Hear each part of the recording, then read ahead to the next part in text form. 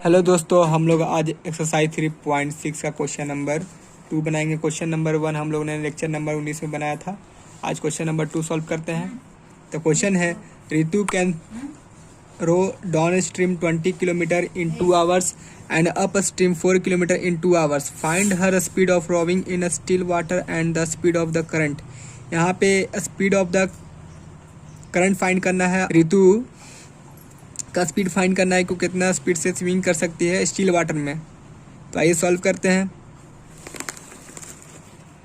तो देखिए lecture number 20 है। तो इस तरह के क्वेश्चन में पहले हम लोग जो चीज़ फाइंड करना है उसको लेट कर लेते हैं। तो let the speed of the Ritu in still water equal to x kilometre per hour, क्योंकि यहाँ पे सब किलोमीटर में है, आवर में है, तो किलोमीटर पर आवर हम लोग ने मान लिया है। और स्पीड ऑफ द करंट, जो कि हम लोग उसको स्ट्रीम भी कह सकते हैं करंट को, तो उसको हम लोग मान लेते हैं y किलोमीटर पर आवर। दो चीज़ हम लोग ने लेट किया। अब इसका हम लोग वैल्यू फाइंड करेंगे। तो पहले हम लोग इसका एक इक्वेशन बनाएंगे, लीनियर इक्वेशन। तो यहाँ से यहाँ तक क्वेश्चन में का केस 1 बनेगा। यहाँ से यहाँ तक देखिए, यहाँ पे क्या है, डाउन स्ट्रीम, मतलब कि जहाँ पे ये अगर हमारा नदी है, डाउन स्ट्रीम मतलब कि जहाँ जिस तरफ धारा इधर इधर चल रहा है, इधर ही रितु तैर रही है, तो इसको हम लोग कहेंगे डाउन स्ट्रीम। तो डाउन स्ट्रीम में स्पीड निकल जाएगा। The speed of the Ritu during down stream, तो x प्लस वाई, क्योंकि ये धारा का स्पीड हुआ डाउन स्ट्रीम। जो करंट जो स्पीड हम लोग माने हैं y किलोमीटर पर आवर, उसको हम लोग ये y माने हैं, जो कि इधर इस तरफ चल रहा है, और रितु भी उसी तरफ तैर रही है जिस तरफ धारा है यहाँ पे। तो दोनों को ऐड करना पड़ेगा, speed of stream and speed of Ritu in still water. दोनों speed of Ritu during down upstream. Upstream का मतलब ये हुआ कि अगर नदी है, इस तरफ का धारा बह रहा है, तो हम इस तरफ तैर रहे हैं, अपोजिट में, धारा का अपोजिट में जब तैरिएगा तो उसको अप स्ट्रीम कहते हैं। ये तो स्पीड हो गया करंट का, जो इस तरफ जा रहा है, बह रहा है इस तरफ। और ये स्पीड हो गया हमारा तैरने का, इस तरफ अपोजिट में, करंट का अपोजिट तैरा जा रहा है, तो इसलिए स्पीड ऑफ रोविंग मेरा x हो गया, माइनस कर देंगे स्पीड ऑफ करंट। करंट का स्पीड इधर है और हम लोग रोविंग इस तरफ कर रहे हैं, तो दोनों का अपोजिट डायरेक्शन में जा रहा है, तो स्पीड रोविंग का स्पीड माइनस करंट का स्पीड हो जाएगा x minus y kilometre per hour. ये इक्वेशन कैसे आया, समझ में आ गया। अब हम लोग अकॉर्डिंग टू क्वेश्चन जाएंगे। तो यहाँ पे देखिए, किलोमीटर 20 किलोमीटर तैरता है कोई डाउन स्ट्रीम 2 घंटा में, तो x प्लस वाई हम लोग ने लाया है डाउन स्ट्रीम का स्पीड। तो डिस्टेंस का फॉर्मूला हम लोग को मालूम है, distance equal to speed into time. Speed हम लोग को मालूम हो गया है डाउन स्ट्रीम का, x प्लस वाई। टाइम हम लोग को दिया हुआ है यहाँ पे क्वेश्चन में 2 आवर्स, तो स्पीड इनटू टाइम कर दिया यहाँ पे। और टोटल डिस्टेंस हमारा दिया है, डिस्टेंस यहाँ पे है 20 किलोमीटर पर आवर, 20 किलोमीटर। तो ये हमारा इक्वेशन बन गया। इसको सॉल्व करिएगा, यहाँ पे 2 से कैंसिल हो जाएगा 20 10 टाइम्स में, तो आ जाएगा x plus y equal to 10। ये हमारा इक्वेशन फर्स्ट बन गया। फिर उसी तरह यहाँ पे अप स्ट्रीम का स्पीड हम लोग ने निकाला x माइनस वाई। अब इसको टाइम से मल्टीप्लाई कर देंगे। यहाँ पे सेकंड केस में यहाँ से बन रहा है हमारा यहाँ तक। तो यहाँ पे अप स्ट्रीम का स्पीड इंटू टाइम 2 आवर्स दिया हुआ है, और डिस्टेंस है 4 किलोमीटर। तो स्पीड हम लोग ने यहाँ फाइंड किया x माइनस वाई, इसको टाइम 2 से मल्टीप्लाई कर देंगे, और टोटल डिस्टेंस दिया हुआ है 4, क्योंकि हम लोग को मालूम है distance equal to speed into time. इस तरह से इसको फिर डिवाइड करेंगे, 2 टाइम्स में कैंसिल हो जाएगा, x minus y equal to 2। हमारा इक्वेशन 2 आ गया। फर्स्ट इक्वेशन 2 इक्वेशन को आप लोग सॉल्व कीजिए एलिमिनेशन मेथड यूज़ करके। तो हम लोग ऐडिंग कर लेंगे, तो हमारा इक्वेशन ऐड होगा यहाँ पे। तो ऐड करने पे x का वैल्यू आ गया 6। अब इस x के वैल्यू को 6 को पुट कर देंगे इक्वेशन फर्स्ट या 2 में, तो y का वैल्यू आ जाएगा। तो पुट कर दिए x का वैल्यू इक्वेशन फर्स्ट में, तो x plus y equal to 10। यहाँ पे x का वैल्यू पुट करने पे y का वैल्यू 4 आ गया। तो हैंस हम लोग कह सकते हैं speed of Ritu rowing in still water 6 kilometre per hour, जो x हम लोग ने माना था, और y हमारा स्पीड ऑफ करंट है, जो स्ट्रीम का स्पीड है, जो 4 किलोमीटर पर आवर है यहाँ पे। ठीक है, ये हमारा आंसर हो चुका। सेकेंड क्वेश्चन दिया हुआ है, 2 women and 5 men can together finish an embroidery work in 4 days, while 3 women and 6 men can finish it in 3 days. Find the time taken by one women alone to finish the work and also that taken by one man alone. Question में दिया हुआ है कि 2 women और 5 man एक काम को finish करते हैं 4 दिन में, और 3 वुमेन और 6 मैन उसी काम को 3 दिन में फिनिश करते हैं। तो 1 वुमेन और 1 मैन उस काम को कितने दिन में फिनिश करेंगे। तो 2 केस यहाँ पे दिया हुआ है हमारा पहले से यहाँ तक, यहाँ फिर सेकेंड केस हमारा यहाँ से यहाँ तक है। इसको सॉल्व करेंगे तो जो चीज़ हम लोग को फाइंड करना है उसको हम लोग लेट कर लेंगे। तो फाइंड करना है हम लोग का time taken by one women alone to finish the work. तो लेट कर लीजिए, let the work done by one women take कितना टाइम दिन लेगा, एक्स डे। हम लोग ने एक वुमेन द्वारा पूरा काम को कंप्लीट करने में एक्स डे लगता है मान लिया। फिर उसी तरह एक आदमी अगर उस काम को करेगा पूरा कंप्लीट तो वाई दिन लगाएगा, वो एक्स वाई के फॉर्म में मान लिए, मैन द्वारा वाई वुमेन द्वारा एक्स। अब हम लोग को केस दिया हुआ है यहाँ पे फर्स्ट में यहाँ से यहाँ तक देखिए। तो उससे पहले work done by one women in one day. तो एक वुमेन द्वारा एक दिन में कितना काम किया जाएगा उसको हम लोग फाइंड करते हैं। तो काम मेरा है एक, जो कि एक्स दिन में कंप्लीट हो रहा है। तो एक दिन में कितना काम कंप्लीट होगा, एक्स डे में एक काम कंप्लीट हो रहा है। तो एक दिन में कितना काम कंप्लीट होगा, 1/x। जो काम है उसको ऊपर रखेंगे, जो जिसको निकालना है, काम को यहाँ निकालना है। Work done by one women in one day, एक दिन में वर्क कितना हो रहा है, तो वर्क 1 पर डे निकालना है। तो डे हमारा x है तो उसको x से डिवाइड कर दिए। फिर उसी तरह work done by one man in one day, एक दिन में कितना काम होगा, तो y दिन में एक काम कंप्लीट हो रहा है। तो एक दिन में हमारा 1/y काम कंप्लीट होगा, तो 1/y आ गया।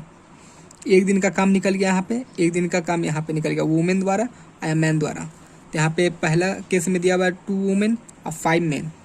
तो देखिए 2 women and 5 man can together finish an embroidery work in 4 days। एक आध वुमेन द्वारा इतना टाइम लग रहा है, तो 2 वुमेन मिल के करेंगे तो 2 टाइम से मल्टीप्लाई हो जाएगा, तो 2 × 2/x आ गया हमारा।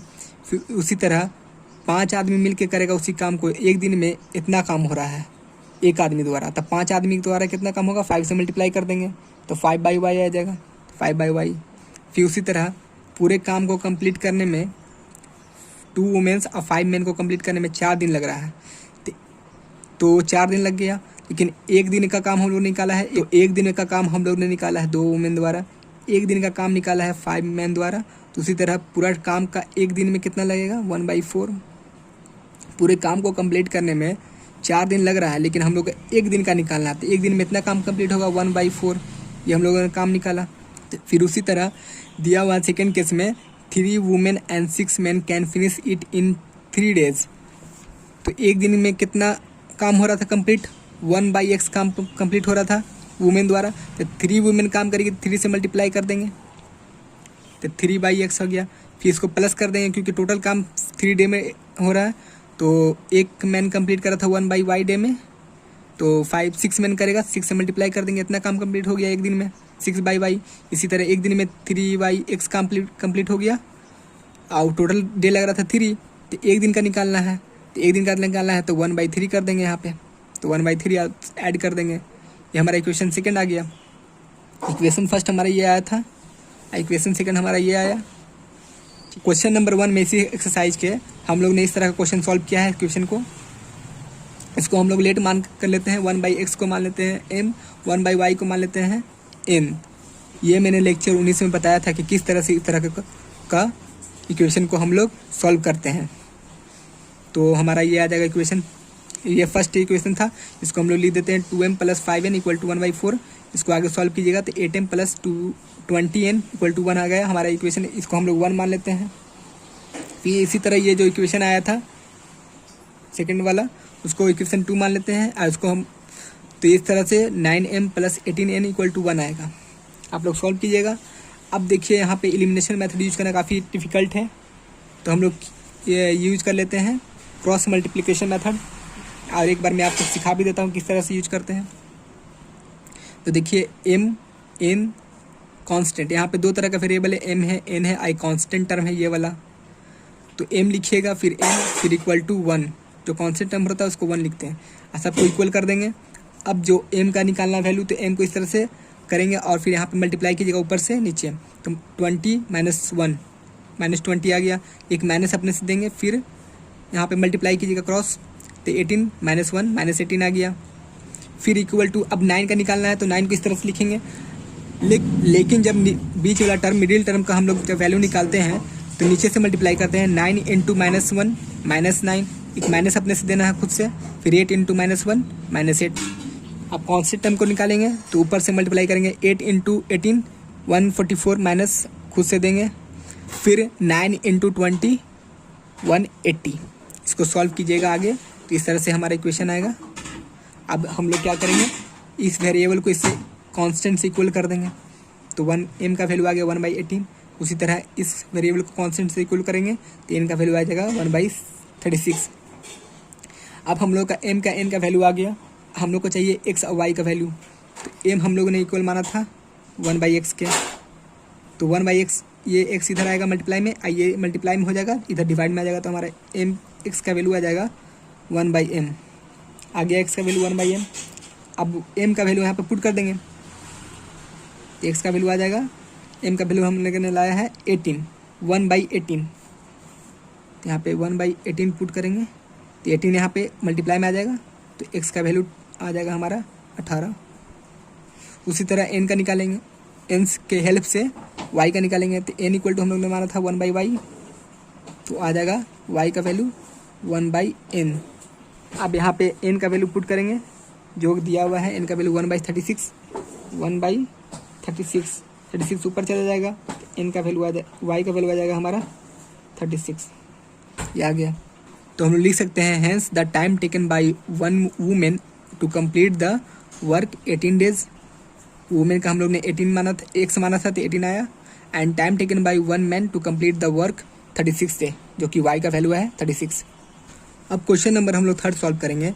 Ruhi travel 300 kilometre to her home partly by train and partly by bus. एक रूही है जो कि 300 किलोमीटर टोटल डिस्टेंस ट्रेवल करती है, जिसमें से ट्रेन और बस से वो जाती है। तो she takes 4 hours if she travels 60 kilometre by train and remaining by bus. 4 घंटा लगता है उसको ट्रेवल, जब अगर वो ट्रेन से 60 किलोमीटर जाती है, बाकी बस से। If she travel 100 kilometre by train and remaining by bus. अगर वो 100 किलोमीटर ट्रेन से जाती है और बाकी जो बचा हुआ डिस्टेंस है वो बस से, तो उसको 10 मिनट ज़्यादा एक्स्ट्रा लग जाता है, 4 घंटा से 10 मिनट ज़्यादा लग जाता है। तो find the speed of the train and speed of the बस। तो स्पीड ऑफ ट्रेन और बस का स्पीड फाइंड करना है, आइए फाइंड करते हैं।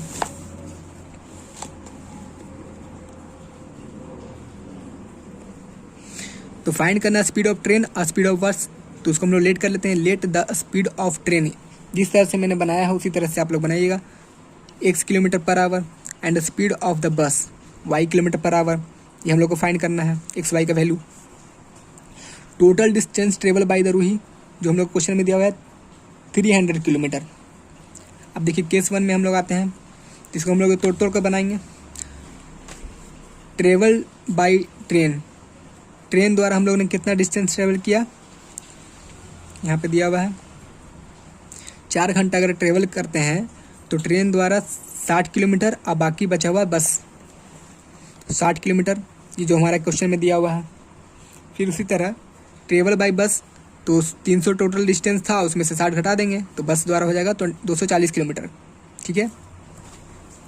अब अकॉर्डिंग टू क्वेश्चन आते हैं, हम लोग का टाइम दिया हुआ 4 आवर, अगर 60 किलोमीटर ट्रेन से जाते हैं तो 4 आवर लगता है, टोटल डिस्टेंस 4 आवर लगता है हमारा। तो इसको हम लोग क्या करेंगे, टाइम में कन्वर्ट कर देंगे। टाइम का हम लोग को फॉर्मूला मालूम है, डिस्टेंस बाई स्पीड। स्पीड मालूम है, डिस्टेंस भी मालूम है। ये डिस्टेंस हमारा दिया हुआ है, स्पीड हम लोग ने एक्स और वाई माना है, ट्रेन का एक्स बस का वाई। तो हम लोग इस तरह से फॉर्मेट पे पुट कर देंगे ये वाला फॉर्मूला पे, तो हमारा इक्वेशन फाइंड हो जाएगा। तो डिस्टेंस है हमारा 60 किलोमीटर और ट्रेन का स्पीड है एक्स, एक से डिवाइड कर दिए। डिस्टेंस है 240 किलोमीटर, स्पीड है हमारा बस का वाई, तो वाई से डिवाइड कर दिए।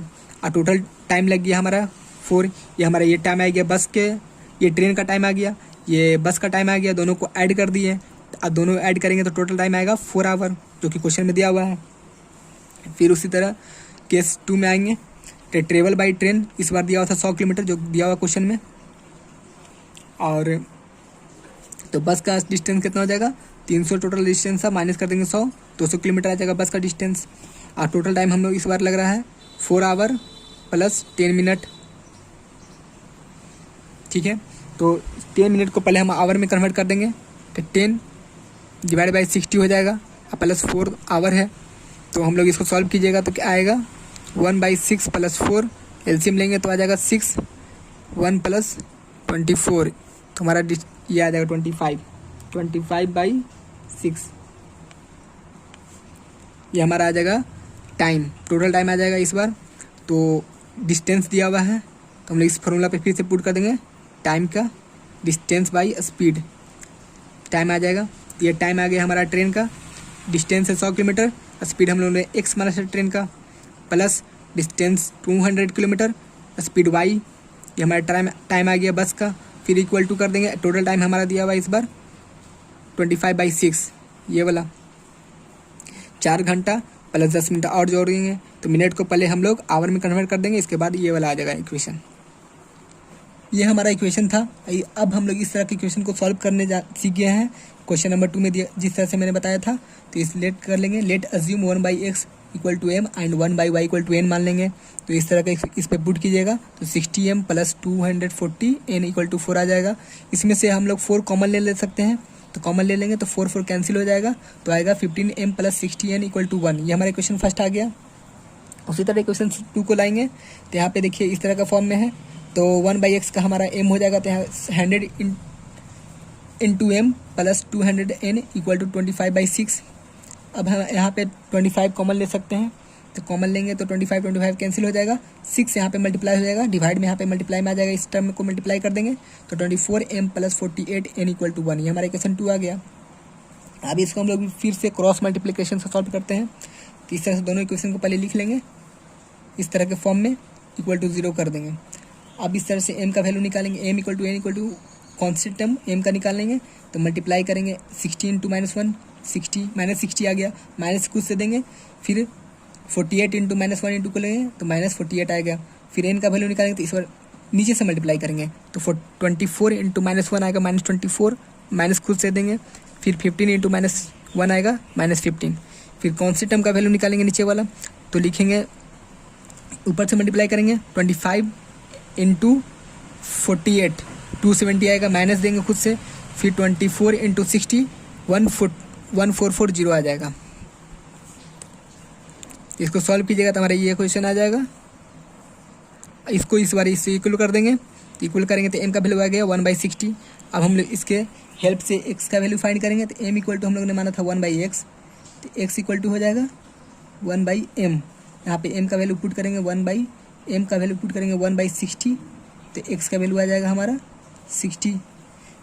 फिर इसको सॉल्व कीजिएगा, इसको इससे इक्वल कीजिएगा, तो ये इक्वल करने पे यहाँ पे वैल्यू आ जाएगा, कट जाएगा, माइनस माइनस भी कैंसिल हो जाएगा, तो 80 टाइम्स में कैंसिल आ जाएगा, यहाँ भी माइनस कैंसिल हो जाएगा, तो आ जाएगा n का वैल्यू 1/80, n इक्वल टू हम लोग ने माना था 1/y, तो y इक्वल टू हो जाएगा हमारा 1/n, n का वैल्यू पुट करेंगे, यहाँ पे 1/80 दिया हुआ है, तो y का वैल्यू आ जाएगा 80, ठीक है। तो हम लोग लिख सकते हैं hence speed of train 60 km/h, जो हम लोग ने x माना था ट्रेन का स्पीड और y माना था बस का स्पीड, एंड स्पीड ऑफ बस 80 km/h। सॉल्व हो गया, ये हमारा आंसर आ गया। Thank you.